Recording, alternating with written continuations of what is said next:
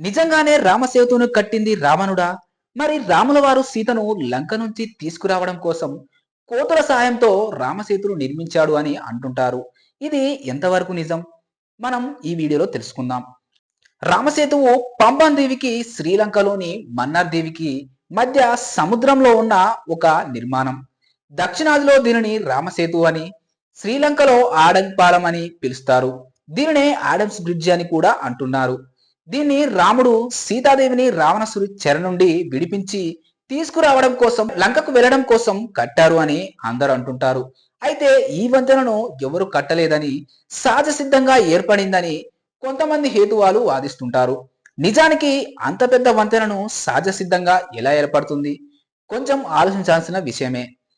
పురాణాల ప్రకారం ఈ వంతెనను కట్టింది నలుడు. ఇతడు విశ్వకర్మ కొడుకు అయిన వానరుడు. తన వానర సైన్యాన్ని మొత్తాన్ని తీసుకొని రాముడు లంకకు వెళ్ళడం కోసం సముద్రం అడ్డంగా ఉందని, దాన్ని మొత్తాన్ని ఇంకిపోయేలా చేద్దాం అనుకుని తన దగ్గర ఉన్న బాణాన్ని తీసి సముద్రం వైపు బాణం వేయపోతాడు. అప్పుడు సముద్రుడు ప్రత్యక్షమయ్యి, వద్దు స్వామి, నేను నీకు వంతెన కట్టడానికి సాయం చేస్తాను, దయచేసి నన్ను వదిలేయి అని సముద్రుడు అంటాడు. అప్పుడు రాముడు సరే అని నలుడికి వంతెన కట్టే పని అప్పజెప్పాడు.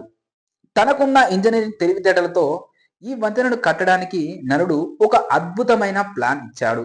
వాటిని ఫాలో అయి లక్షల సంఖ్యలో ఉన్న వానరులు చెట్లు చేమలు తీసుకువచ్చి కింద భాగంలో వేసి వాటి మీద రాళ్లు వేసి ఒక సమానంగా ఉండే కొలతలతో పర్ఫెక్ట్ వంతెనను నిర్మించారు. కానీ నిర్మించే ప్రాసెస్ లో వాళ్లకు ఒక చిక్కు వచ్చి పడింది.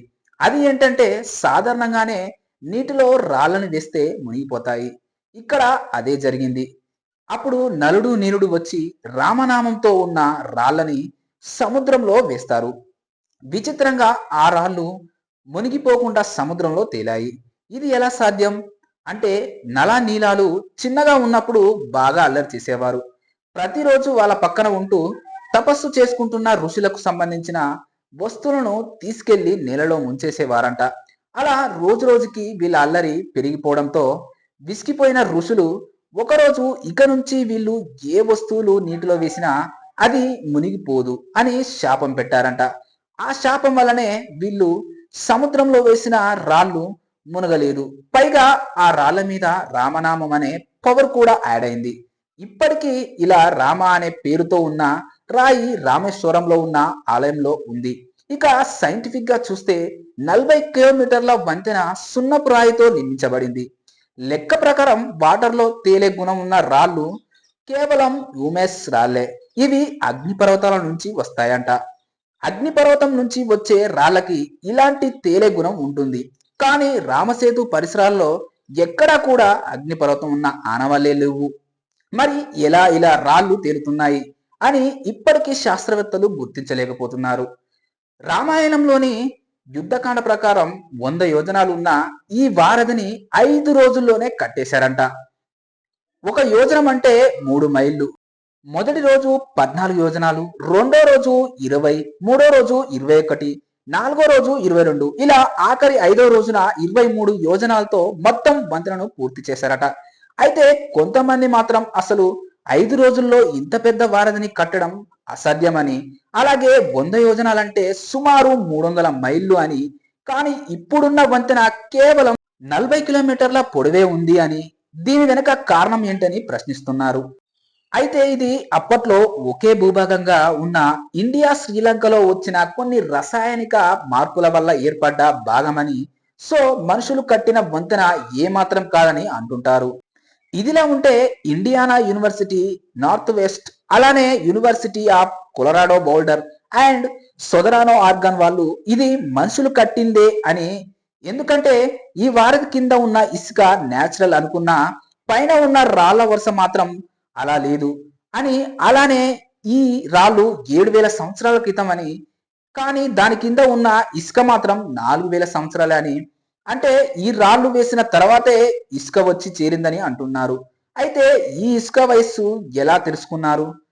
పురాతన వస్తువుల వయస్సు కనిపెట్టడానికి కార్బన్ డేటింగ్ అనే ఒక మెథడ్ను ఉంది. ఆ మెథడ్ ద్వారానే రామసేతు నిర్మాణంలో వాడిన రాళ్ల వయస్సు 7,000 సంవత్సరాలని కనిపెట్టారు. అండ్ ఇంకో విషయం ఏంటంటే, క్రీస్తు శకం 1480 వరకు కూడా ఈ రామసేతు సముద్రం పైనే తేలుతూ ఉండేదని, ఆ తర్వాత సునామీ మరికొన్ని విపత్తుల కారణం వల్ల నీటి మట్టం పెరిగిపోవడంతో ఇది కొంచెం కిందికి వెళ్ళిపోయిందని అంటున్నారు. అండ్ ఇక వీటికి కొంచెం ఆపోజిట్ గా ది జియోటికల్ సర్వే ఆఫ్ ఇండియా వాళ్ళు ప్రాజెక్ట్ రామేశ్వరంలో భాగంగా చేసిన స్టడీలో ఇది కేవలం 500-600 సంవత్సరాల క్రితం ఏర్పడిన వారధి అంటున్నారు. ద్రావిడ హిస్టారికల్ ప్రెసిడెంట్ అయిన డాక్టర్ ఏ రామస్వామి అయితే 130 జర్మన్ అధ్యయనాలు చూపిస్తూ ఆడమ్స్ బ్రిడ్జి అసలు మనుషులు కట్టిందే కాదని అన్నారు. అలానే ఇంకొక ఇంట్రెస్టింగ్ మ్యాటర్ ఏంటంటే పర్షియన్ జియోగ్రాఫర్ అయిన కోటాబే 870 ఏడీలో రాసిన books of roads and kingdoms లో కూడా ఈ రామసేతు గురించి సెబ్బగాయ్ బ్రిడ్జి ఆఫ్ ది సీ అంటూ ప్రస్తావించారు. రామసేతుకి Adam bridge, bridge of the sea అనే కాదు, నలా సేతు, సేతుబండ అనే పేర్లు కూడా ఉన్నాయి. వీటన్నిటిని పక్కన పెడితే అందరూ షాక్ అయిపోయే ఇంకొక వాదన కూడా శ్రీలంకలో ఉంది. అసలు రామసేతుని కట్టింది రాముడు కాదంట, రావణుడంట. ఇది శ్రీలంకలో ప్రచారంలో ఉంది. ఇండియాకి లంకకి మధ్య రాకపోకలకు వీలుగా ఉండడం కోసం దీన్ని రావణుడే కట్టాడంట. దీనిలో ఉన్న ఇంకో ప్రత్యేకత ఏంటంటే అవసరం ఉన్నప్పుడు ఈ వంతెన పైకి వస్తుందట అండ్ మామూలు సమయంలో లోపలికి వెళ్ళిపోతుందట. ఇది వినడానికి షాకింగ్ గా ఉన్న రావణాసురుణ్ణి దేవునిగా పూజించే శ్రీలంకలో ఇప్పటికీ ఈ మాటలు నమ్ముతున్నారు.